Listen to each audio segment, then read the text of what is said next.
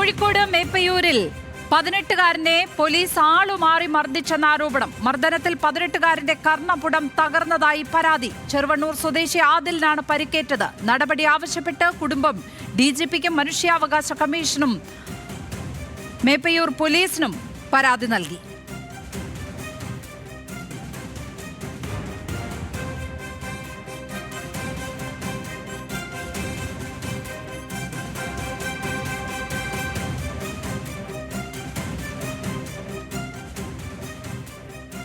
Sir വന്ന് കൈപിടിച്ച് ഷോൾഡറിലും പിടിച്ച് സ്റ്റേഷനിലേക്ക് കൊണ്ടുപോയി. സ്റ്റേഷനിൽ പറഞ്ഞ എൻ്റെ അടുത്തേക്ക് കൊണ്ടുപോയി വലുത്തും എടുത്തെല്ലാം അങ്ങ് അടിച്ച് പോലീസുകാർ. പിന്നെ സൗരവിനെ അറിയാമെന്ന് വെച്ച്. അതൊന്നും അറിയില്ല സാറേ. പിന്നെ പ്രൂഫ് ചെയ്ത ആധാർ കാർഡും പാൻ കാർഡും കാണിച്ചു കൊടുത്തു. അതിന് വില വെക്കുന്നില്ല. പിന്നെ എൻ്റെ കോൾ ലിസ്റ്റ് നോക്കി. കോൾ ലിസ്റ്റിൽ സൗരവിനുള്ള ജ്വരം ഉണ്ടോ നോക്കി. ഇല്ല, ഒന്നേരം വില ഒഴിവാക്കി. എല്ലാം പുറത്തേക്ക് വന്ന് ആരോടും പുറത്ത് പറയരുത് പറഞ്ഞു. കൂടുതൽ വിവരങ്ങളുമായി രതീഷ് വാസുദേവൻ ചേരുന്നു. രതീഷ്, എപ്പോഴായിരുന്നു ഈ സംഭവം? എന്തൊക്കെയാണ് ഇപ്പോൾ നമുക്ക് ലഭിക്കുന്ന വിവരങ്ങൾ?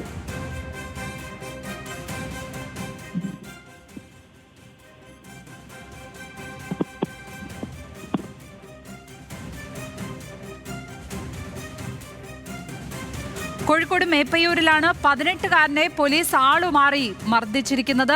മർദ്ദനത്തിൽ 18-കാരന്റെ കർണപുടം തകർന്നതായി പരാതിയുണ്ട്. വിവരങ്ങളുമായി രതീഷ് വാസുദേവൻ ചേരുന്നു. രതീഷ്, എന്നായിരുന്നു ഈ സംഭവം? ലക്ഷ്മി, വെള്ളിയാഴ്ചയായിരുന്നു ഈ പ്രസ്തുത സംഭവം ഉണ്ടായത്. വെള്ളിയാഴ്ച ഉച്ചയ്ക്ക് ശേഷമാണ് കളമശ്ശേരിയിൽ നിന്ന് ഒരു പോലീസ് സംഘം, ഷാഡോ പോലീസ് സംഘം എത്തുന്നു. ഈ മേപ്പയൂരിലെ ബാങ്കിൽ അക്കൗണ്ട് എടുക്കാനെത്തിയ ആദിലിനെ കസ്റ്റഡിയിൽ എടുക്കുന്നു, സ്റ്റേഷനിലേക്ക് എത്തിക്കുന്നു, മർദ്ദിക്കുന്നു. ഇതാണ് ആദിലിന്റെ പരാതി. സംഭവം എന്താണെന്ന് മനസ്സിലാവുന്നില്ല.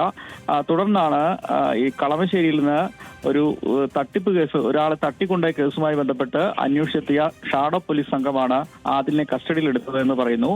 ആളെ തെറ്റിദ്ധരിച്ച് പ്രതിയാണെന്ന് കരുതിയാണ് ആദിലിനെ സംശയത്തോടെ കസ്റ്റഡിയിൽ എടുക്കുകയും പിന്നീട് മർദ്ദിക്കുകയും ചെയ്തത്. എന്നാൽ ഈ മർദ്ദനത്തിൽ ഇപ്പോൾ ആദിലിന് ഗുരുതരമായി പരിക്കേറ്റിട്ടുണ്ട്. വലത് കർണപുടത്തിന് പരിക്കേറ്റതായാണ് ആശുപത്രിയിലെ ചികിത്സയിൽ മനസ്സിലായത്. എന്തായാലും ഇവർ കുടുംബം ഡിജിപിക്കും പോലീസിനും ഒക്കെ ബന്ധപ്പെട്ട മനുഷ്യാവകാശ കമ്മീഷൻ ഉൾപ്പെടെയുള്ള സംഘങ്ങൾക്ക്, ഏജൻസികൾക്ക് പരാതി നൽകിയിട്ടുണ്ട്. എന്തായാലും ഈ